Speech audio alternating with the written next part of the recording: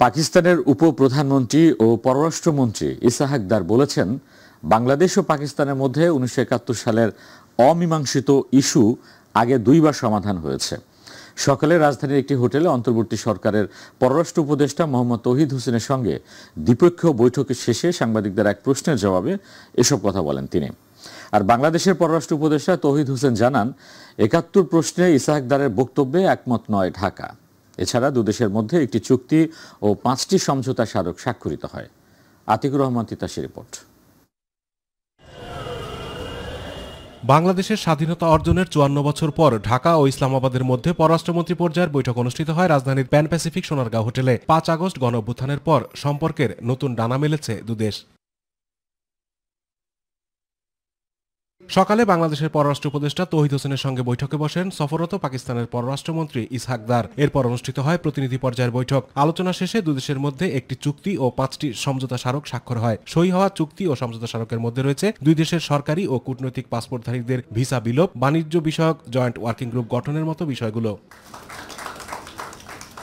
পরে পাকিস্তানের পররাষ্ট্রমন্ত্রী বৈঠকের বিষয়ে বিস্তারিত জানান। এ সময় বৈঠকে অমীমাংসিত বিষয়গুলো নিয়ে আলোচনার বিষয়ে জানতে চাইলে ইসহাক দার বলেন, 71 অমীমাংসিত কোনো বিষয় নয়। In 1974, first time that issue was resolved in writing. The document is historic and is available for both countries. And after that, General Musharraf came here in a very open and candid manner. He actually addressed that issue. And I think between a family, between brothers, once this is done, even Islam tells us to clean your heart. পরে দ্বিপাক্ষিক বৈঠকের বিষয়ে বাংলাদেশের পররাষ্ট্র উপদেষ্টা foreign service একাডেমিতে brief করেন। তিনি জানান, 54 বছরের অমীমাংসিত বিষয়গুলো একদিনে সমাধান সম্ভব নয়। 71 নিয়ে ইসহাক দারের বক্তব্যে ঢাকা একমত নয় বলেও জানান তিনি। দুই দেশের মধ্যে বিদ্যমান যে অমীমাংসিত বিষয়, ঐতিহাসিক বিষয়গুলি আছে, সেগুলি নিয়েও আমাদের মধ্যে আলোচনা হয়েছে। 54 বছরের সমস্যা আজকের একদিনের মিটিংয়ে দ্বিপাক্ষিক সফর ছিল।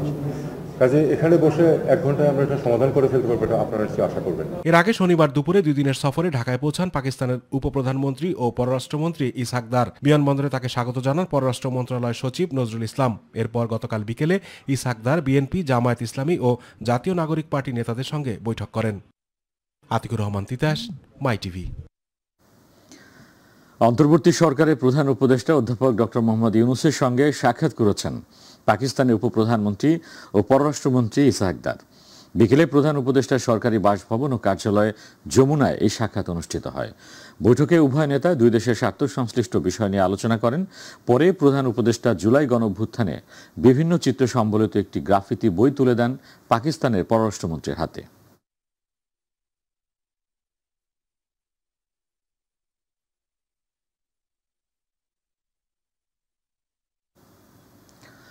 বিএনপি চেয়ারপারসন ও সাবেক প্রধানমন্ত্রী খালেদা জিয়ার সাথে সৌজন্য সাক্ষাৎ করেছেন ঢাকায় সফররত পাকিস্তানের উপপ্রধানমন্ত্রী ও পররাষ্ট্রমন্ত্রী ইসহাক দার।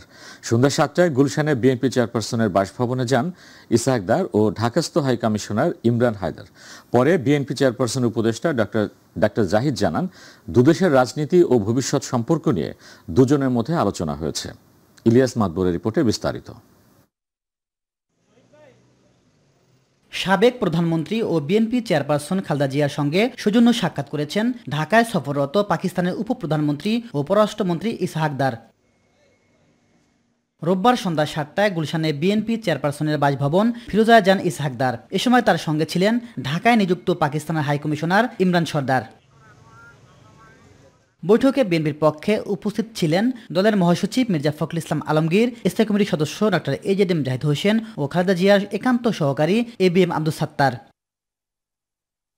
বৈঠক শেষে ডাক্তার জাহিদ হোসেন বলেন, আগামীতে পাকিস্তানের জনগণের সঙ্গে বাংলাদেশের জনগণের সম্পর্ক কিভাবে স্বাভাবিক করা যায় এসব নিয়ে আলোচনা হয়েছে। বিএনপির ভারপ্রাপ্ত চেয়ারম্যান তারেক রহমানের নেতৃত্বে বাংলাদেশ এগিয়ে যাবে বলে আশাবাদ ব্যক্ত করেছে পাকিস্তান। দুদেশের মানুষের সাথে আরও আপনার সম্পর্ককে স্বাভাবিকরণ এবং একই আন্তর্জাতিক অঙ্গনে যাতে সবাই মিলিতভাবে কাজ করতে পারে সে কথা উনি বলেন। আমাদের ভারপ্রাপ্ত চেয়ারম্যান জনাব তারেক রহমান সাহেব নেতৃত্ব দিবেন এবং সেই নেতৃত্বেই বাংলাদেশ জাতীয়তাবাদী দল এগিয়ে যাচ্ছে সে কথা বলেছেন। এছাড়াও বিএনপি চেয়ারপারসনের শারীরিক পরিস্থিতি নিয়ে বৈঠকে আলোচনা হয়েছে বলেও জানান ডাক্তার জাহিদ হোসেন। শারীরিক অবস্থা নিয়েই ওনারা কুশল বিনিময় করেছেন এবং একজন আরেকজনের খোঁজ নিয়েছেন এবং এক একজন সুস্থ থাকার জন্য উনিও দোয়া চেয়েছেন, ওনারাও দোয়া করছেন। ইলিয়াস মাতবর, মাই টিভি, ঢাকা। বাংলাদেশ জামায়াত ইসলামীর আমির ডাক্তার শফিকুর রহমানের সঙ্গে সৌজন্য সাক্ষাৎ করেছেন পাকিস্তানের পররাষ্ট্রমন্ত্রী ইসহাক দার। সাক্ষাতে জামায়াতের আমিরের স্বাস্থ্যের খোঁজ খবর নেন ইসহাক দার। দুপুরে জামায়াত আমিরের বাসভবনে সাক্ষাৎ অনুষ্ঠিত হয়। প্রায় আধা ঘন্টার বেশি সময় ধরে পাকিস্তানের পররাষ্ট্রমন্ত্রী সেখানে অবস্থান করেন এবং দুই নেতার মধ্যে বিভিন্ন বিষয় নিয়ে আলোচনা হয়। জামায়াতের নায়েবে আমির সৈয়দ আবদুল্লাহ মোহাম্মদ তাহের সাংবাদিকদের এই তথ্য নিশ্চিত করে জানান, মুসলিম বিশ্বের ঐক্য নিয়ে দুই নেতার মধ্যে কথা হয়েছে। তিনি আরও বলেন, প্রতিবেশী দেশ হিসেবে বাংলাদেশ ও পাকিস্তানের পারস্পরিক স্বার্থ সংশ্লিষ্ট বিভিন্ন সম্ভাবনার বিষয়েও দুই নেতার মধ্যে আলোচনা হয়। জামাত আরেকটি বলেছেন যে আজকে মুসলিম উম্মার জন্য একটি লিডারশিপটা খুব প্রয়োজন এবং এটা কম্বাইন্ডলি যেন এরকম একটা লিডারশিপ তৈরি হতে পারে সে ব্যাপারেও নির্দিষ্ট আকর্ষণ করেছেন। বাংলাদেশ এবং পাকিস্তান দুটি ভাতৃপ্রতিম দেশ, পারস্পরিক স্বার্থ সংশ্লিষ্ট বিষয় আছে, কী কী বিষয়ে আমরা একসাথে কাজ করতে পারি, একটা জয়েন্ট একটা বডি তৈরি হয়ে পসিবিলিটিসগুলো ইনভেস্টমেন্টের ক্ষেত্রগুলো ফাইন্ড আউট করতে পারে এবং সেভাবে আমরা এগিয়ে যেতে পারি। সংসদীয় আসনের সীমানা পুনর্নির্ধারণে পেশাদারিত্বের সঙ্গে নিরপেক্ষভাবে কাজ করার চেষ্টা করা হয়েছে বলে জানিয়েছেন সিএসি এএমএম নাসির উদ্দিন। নির্বাচন কমিশন ভবনের অডিটোরিয়ামে সীমানা নিয়ে দাবি আপত্তি আবেদনের শুনানিতে অংশ নিয়ে একথা বলেন তিনি। এদিকে শুনানি চলাকালে এনসিপির যুগ্ম মুখ্য সংগঠক আতাউল্লাহর সঙ্গে বিএনপির সহ আন্তর্জাতিক বিষয়ক সম্পাদক রুমিন ফারহানার মধ্যে হট্টগোল ও পরে দুই পক্ষের মধ্যে হাতাহাতির ঘটনা ঘটে। পরে সংবাদ সম্মেলনে এনসিপি নেতা হাসনাত আবদুল্লাহ বলেন, সুষ্ঠু নির্বাচনের জন্য ইসিকে বস্তুনিষ্ঠ ও পেশাদারিত্বের পরিচয় দিতে হবে। জাহিদ আহমেদ বাবু রিপোর্ট। ত্রয়োদশ জাতীয় সংসদ নির্বাচনকে সামনে রেখে সকালে প্রস্তাবিত সীমানা নিয়ে দাবি আপত্তি আবেদনের শুনানি শুরু হয় নির্বাচন কমিশন ভবন অডিটোরিয়ামে। শুনানিতে অংশ নেন প্রধান নির্বাচন কমিশনার এএমএম নাসিরউদ্দিন সহ 4 নির্বাচন কমিশনার ও সিনিয়র সচিব আক্তার আহমেদ। সূচনা বক্তব্যে সিইসি জানান, নিরপেক্ষভাবে সীমানা নির্ধারণে কাজ করার চেষ্টা করছে ইসি। এক্সপার্টদেরকে নিয়োগ দিয়ে তাদের সুপারিশ আমরা নিয়েছি, সবকিছু মিলিয়ে আমরা এই সীমানা নির্ধারণের খসড়া প্রকাশ করেছি। শুনানি চলাকালে সিইসির সামনে হট্টগোল বাঁধে ব্রাহ্মণবাড়িয়া 2 এবং 3 আসনের দুইটি গ্রুপের মধ্যে। শুনানি চলাকালীন সময়ে এনসিপি যুগ্ম মুখ্য সংগঠক আতাউল্লাহর সঙ্গে বিএনপি সহ আন্তর্জাতিক বিষয়ক সম্পাদক রুমিন ফারহানার মধ্যে হট্টগোল বাঁধে। বিএনপির দাবি ছিল 2008-এর আগের সীমানায় ফিরে যাওয়া এবং আমি আমার প্রথম আর্গুমেন্ট দিয়েছি দেশের সার্বভৌমত্ব বিবেচনায় আমরা আমাদের বিজয়নগরকে একক আসনের দাবি করছি। বিজয়নগরের মানুষের জন্য আমি লড়াই করব, এই বিজয়নগরকে আমি অখণ্ড রাখব। পরে ইসি ভবনের সামনে এক জরুরি সংবাদ সম্মেলনে এনসিপি নেতৃবৃন্দ জানান, বাংলাদেশের মানুষ নির্বাচনের জন্য অপেক্ষা করছে, কিন্তু কেউ গুন্ডাতন্ত্রের দিকে যেতে চায় না। আর তাই ইসিকে আরও দায়িত্বশীল ভূমিকা পালনের আহ্বান জানান এনসিপি নেতা হাসনাত আবদুল্লাহ। আমরা একটি গ্রহণযোগ্য অবাধ নিরপেক্ষ নির্বাচনের দিকে আমরা যেতে চাই। বাংলাদেশের মানুষ গণতান্ত্রিক উত্তরণের জন্য অপেক্ষা করছে। আমাদের একটি সুষ্ঠু নিরপেক্ষ নির্বাচনের জন্য আমাদের এই নির্বাচন কমিশনকে অবশ্যই আমাদের দল মত নির্বিশেষে নিরপেক্ষ ভূমিকা পালন করতে হবে। পরে পরিস্থিতি সামাল দিয়ে আবার শুরু হয় শুনানি। 10 অক্টোবরের মধ্যে 83টি সংসদীয় এলাকার সীমানা নির্ধারণ নিয়ে 1760টি দাবি আপত্তির আবেদন ইসিতে জমা হয়। 27 আগস্ট পর্যন্ত শুনানি নিয়ে দাবি আবেদন নিষ্পত্তি করে চূড়ান্ত সীমানা প্রকাশ করবে ইসি। জাহিদ আহমেদ বাবু, মাই টিভি, ঢাকা। গণতন্ত্র এমন একটা প্রক্রিয়া যেখানে জবাবদিহিতা রয়েছে, কিন্তু লুটপাটের কারণে আওয়ামী লীগকে পালিয়ে যেতে হয়েছে বলে মন্তব্য করেছেন বিএনপির স্থায়ী কমিটির সদস্য ডক্টর আব্দুল মুইন খান। আর দলের সিনিয়র যুগ্ম মহাসচিব রুহুল কবির রিজভী বলেছেন, 5 আগস্টের পর যে অর্জন এসেছে তা ধরে রাখতে হবে। রাজধানীতে আলাদা অনুষ্ঠানে তারা এসব কথা বলেন। আরও জানাচ্ছেন ইলিয়াস মাতবর। রাজধানীর ডিপ্লোমা ইঞ্জিনিয়ারিং ইনস্টিটিউটে বাংলাদেশ জাতীয়তাবাদী মোটর চালক দলের 15তম প্রতিষ্ঠা বার্ষিকী অনুষ্ঠানে বিএনপির স্থায়ী কমিটির সদস্য ডক্টর আব্দুল মুইন খান বলেন, গণতন্ত্র এমন প্রক্রিয়া যেখানে জবাবদিহিতা রয়েছে, কিন্তু আওয়ামী লীগের নজিরবিহীন লুটপাটের কারণে তাদের পালিয়ে যেতে হয়েছে। বিগত 15 বছরে আওয়ামী লীগ সরকারের কি সিস্টেম ছিল? একটি সিস্টেম ছিল, সেটা কি? এই দেশকে লুটপাট করে। এই সিস্টেমে তো কোনো দেশের উন্নয়ন হতে পারে না। কাজে আজকে আমাদের এই দেশকে একটি সিস্টেমে আনতে হবে, যে সিস্টেমের নাম হচ্ছে গণতন্ত্র। কেন গণতান্ত্রিক সিস্টেমে যাব?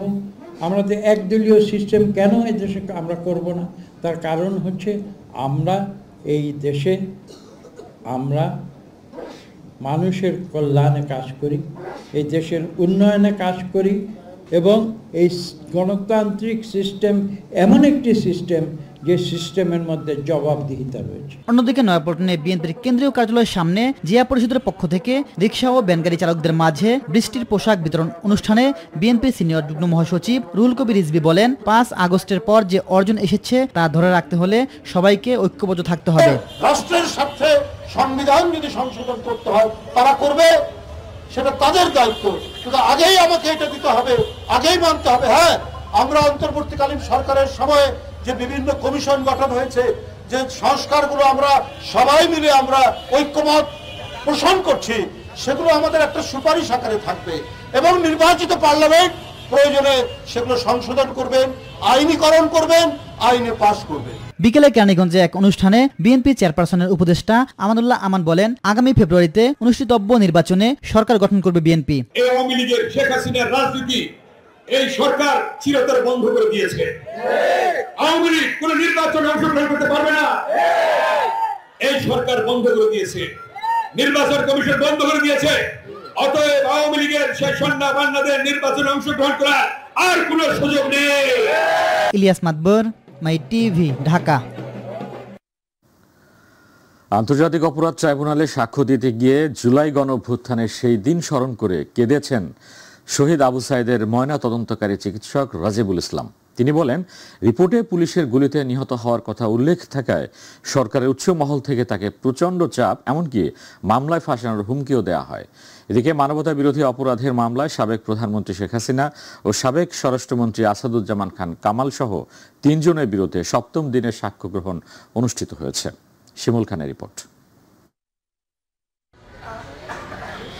রংপুর মেডিকেলের ফরেনসিক বিভাগের চিকিৎসক রাজিবুল ইসলাম রোববার ট্রাইব্যুনালে সাক্ষ্য দিতে এসে কান্নায় ভেঙে পড়েন। শহীদ আবু সাইদের ময়নাতদন্তের রিপোর্টে পুলিশের গুলির কথা উল্লেখ করায় সেই সময় তাকে কি ভয়াবহ পরিস্থিতি সামাল দিতে হয়েছে তা তুলে ধরেন ট্রাইব্যুনালের সামনে। তার সাক্ষ্যে উল্লেখ করেছেন যে তিনি সঠিক এবং প্রকৃত বর্ণনা দিয়ে একটা রিপোর্ট তৈরি করেছিলেন। সেই রিপোর্টটা পুলিশ কর্তৃপক্ষকে দেওয়ার পর পুলিশ কর্তৃপক্ষ এটা নেয় নাই, বারবার পরিবর্তন করতে বলেছে এবং কয়েকবার পরিবর্তন করার পরে তাই তিনি কৌশলে একটা রিপোর্ট দাখিল করেছেন, যাতে মৃত্যুর বর্ণনাটাও উনি জখমের বর্ণনাগুলো দিয়েছেন এবং মৃত্যুর কারণ হিসাবে শুধুমাত্র গান শট ইনজুরিটা লেখেননি, পুলিশ প্রশাসন এবং সচিব নেতৃবৃন্দের বাধার কারণে। রবিবার 2টি গুমের মামলায় এবং শাপলা চত্বরে হেফাজতের সমাবেশে হত্যাযজ্ঞের মামলার শুনানি হয় ট্রাইব্যুনালে। এর মধ্যে আওয়ামী লীগ আমলে গুমের মামলায় শেখ হাসিনা, জিয়াউল আহসান সহ 11 জনের বিরুদ্ধে তদন্ত রিপোর্ট জমা দিতে 26 অক্টোবর পর্যন্ত সময় দিয়েছে ট্রাইব্যুনাল 1। আরও 2টো মামলা ছিল, সেই 2টো মামলায় একটা শাপলা চত্বরের মামলা এবং আরও একটা মামলায় গুমের। সেই বিষয়ে আমরা গুম অর্থাৎ এনফোর্স ডিসঅ্যাপিয়ারেন্স, সারা দেশে যে শত শত লোককে গুম করা হয়েছে, কারো খোঁজ আমরা এখনও পাইনি, কারা দীর্ঘদিন 7 মাস 8 মাস 7 বছর 8 বছর পর মুক্তি পেয়েছে, তাদের তদন্ত চলছে। সেই তদন্তের জন্য আমরা সময় চাইছি। এদিকে রোববার মেহেরপুরে শিবির নেতাকে গুম করে হত্যা মামলায় সাবেক জনপ্রশাসন মন্ত্রী ফরহাদ হোসেনকে কারাগারে পাঠিয়েছেন বিশেষ ট্রাইব্যুনাল। আর শাপলা চত্বর হত্যাযজ্ঞের মামলায় সাবেক আইজিপি শহীদুল হক সহ গ্রেফতার 4 জনকে একদিন করে জিজ্ঞাসাবাদের অনুমতি দেওয়া হয়েছে। শিমুল খান, মাই টিভি, ঢাকা।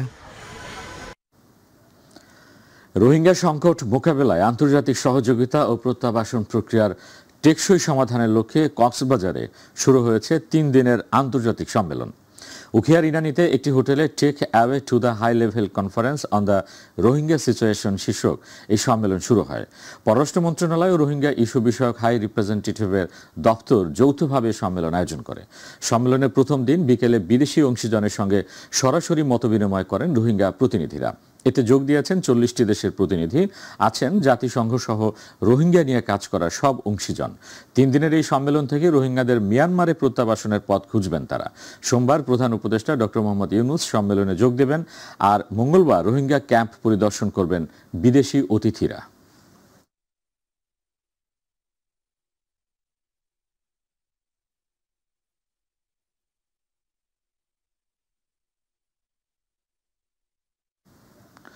এবার ঢাকা বিশ্ববিদ্যালয়ের ছাত্র সংসদ নির্বাচনের খবর।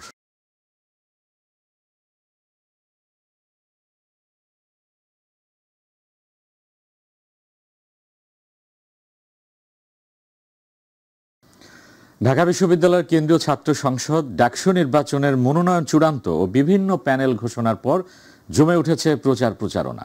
নির্বাচনে জয়ী হলে সাধারণ শিক্ষার্থীদের জন্য কি করবেন এমন প্রতিশ্রুতির ফুলঝুরি ছুটছেন প্রার্থীরা।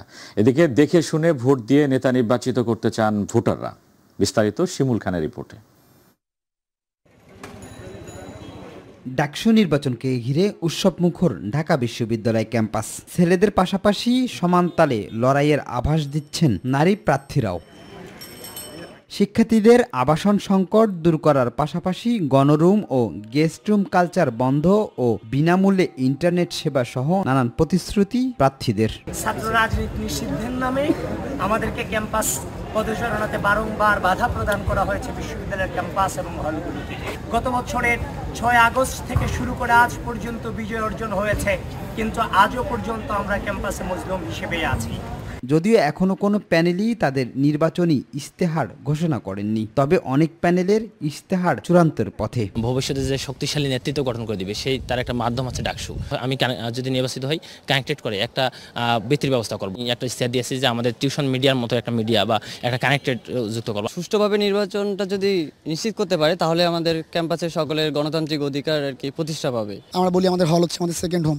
সো এই সো কল্ড সেকেন্ড হোমকে আসলে সত্যিকারের সেকেন্ড হোম পরিণত করতে আমি আমার জায়গা থেকে সবসময় কাজ করে যাব ইনশাআল্লাহ। আমার হচ্ছে স্লোগানটা হচ্ছে যে শিক্ষার্থীদের কণ্ঠস্বর একমাত্র অগ্রাধিকার, অর্থাৎ শিক্ষার্থীদের চাওয়া অনুযায়ী আমি হচ্ছে কাজগুলো করব। মেয়েদের যে 3টা হল আছে দূরে, তারা আসার পথে অনেক ইনসিকিউর ফিল করে, তো এই হলগুলোকে আমাদের ক্যাম্পাসের ভিতরে স্থানান্তর করা। পুরুষ প্রার্থীর পাশাপাশি নারী প্রার্থীরাও পিছিয়ে নেই, স্বপ্ন দেখাচ্ছেন শিক্ষার্থীদের। নারী শিক্ষার্থী, অ্যালোটেড শিক্ষার্থীর সিট যেন নিশ্চিত করা হয়, এই জিনিসটা নিয়ে কাজ করতে চাই। আমাদের খাবারে টেস্টিং সল্ট ব্যবহার করা হয়, এটা কিন্তু একটা শিক্ষার্থীর স্বাস্থ্যের জন্য খুবই ক্ষতিকর। সব মিলিয়ে নির্বাচন ঘিরে সরগম ঢাকা বিশ্ববিদ্যালয় ক্যাম্পাস।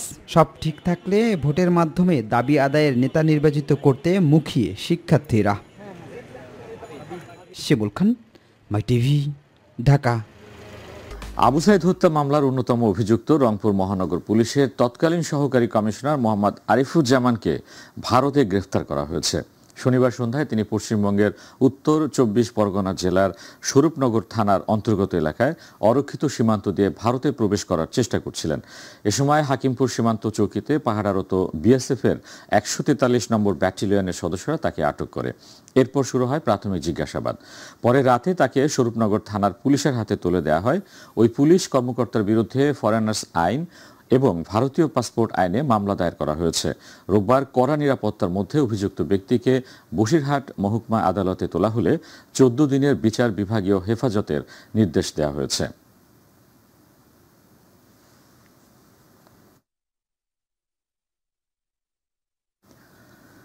বিদ্যুৎ, জ্বালানি ও খনিজ সম্পদ, সড়ক পরিবহন ও সেতু এবং রেলপথ মন্ত্রণালয় উপদেষ্টা মোহাম্মদ ফাজুল কবির খান বলেছেন, বিদেশিদের উপর নির্ভরতা কমিয়ে দেশে দক্ষ প্রকৌশলী তৈরির চেষ্টা করতে হবে।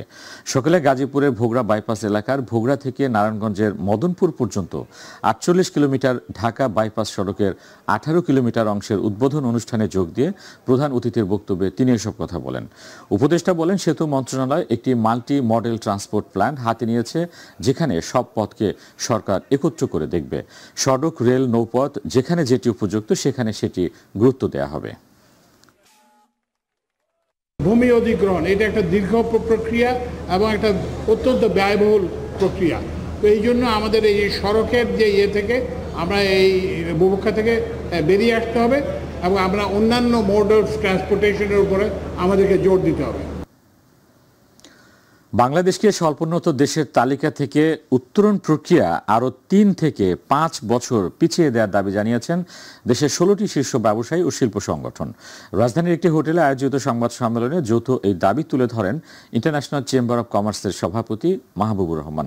তিনি বলেন, এলডিসি থেকে উত্তরণকে স্বাগত জানালেও সফল ও টেকসই উত্তরণের জন্য অতিরিক্ত সময় প্রয়োজন। জাতিসংঘের সিদ্ধান্ত অনুযায়ী 2026 সালের 24 নভেম্বর এলডিসি থেকে বাংলাদেশের উত্তরণ ঘটবে। ব্যবসায়ী নেতাদের মতে এই সময়সীমা যথেষ্ট নয়। যেটা 2026 সালের নভেম্বরে হওয়ার কথা, সেটাকে আমরা 2032 সালে যদি করি, তাহলে প্রাইভেট সেক্টর এবং সরকার দুজনই মানে ভালোভাবে প্রিপারেশন নিতে পারবে এবং যাতে করে গ্র্যাজুয়েশনের পরে আমাদের কোনো অসুবিধা না হয়। এই জন্য আমরা সবাই মিলে একত্র হয়ে সরকারকে এইটুকু মানে সুপারিশ করছি এবং সেটা আপনাদের মাধ্যমে করছি এই জন্য যে আপনারা এটার বেনিফিটগুলো আপনারা তুলে ধরতে পারবেন এবং বরাবর আপনারা সেই কাজটা মানে প্রাইভেট সেক্টরের জন্য কাজ করেছেন, সরকারের জন্য করেছেন, দেশের জন্য। যাব প্রবাসী সংবাদে।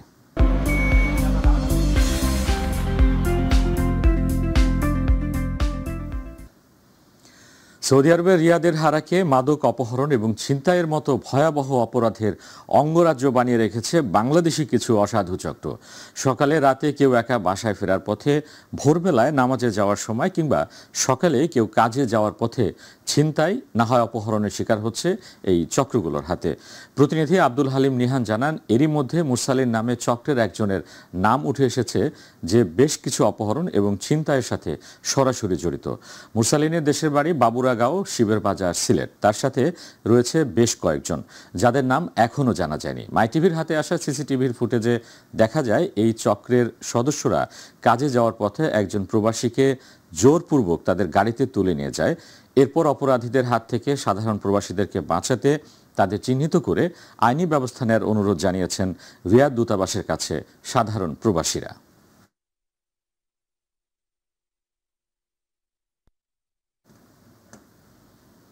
আগামী 31শে আগস্ট ও 1 সেপ্টেম্বর অনুষ্ঠিত হতে যাচ্ছে 2 দিনের প্রতীক্ষিত tournament BD export cricket championship 2025। এই উপলক্ষে শনিবার সন্ধ্যায় এক বর্ণাঢ্য অনুষ্ঠানের মাধ্যমে অনুষ্ঠিত হয় ট্রফি উন্মোচন, জার্সি বিতরণ ও লটারির মাধ্যমে টুর্নামেন্টের ফিক্সার ও সূচি ঘোষণা। প্রতিনিধি আশরাফুল মামুন জানান, অনুষ্ঠানের আয়োজন করে বিডি স্পোর্টস ম্যানেজমেন্ট সার্ভিসেস এবং Bangladesh football club BDFC Malaysia. এ সময় আয়োজক কমিটির সভাপতি সাইফুদ্দিন, সাধারণ সম্পাদক আলী আসগর মিলন, সহসভাপতি মবিন ভূঁইয়া, সহসভাপতি রাফিজ রহমান রাসেল, সহসভাপতি সোহাগ আহমেদ, টুর্নামেন্ট পরিচালক হাফিজুর রহমান লিমন, আয়োজক কমিটির সদস্যবৃন্দ মিজান, জাহিদ খান, শাহজাহান খান, রফিক, অপু রায়হান উপস্থিত ছিলেন।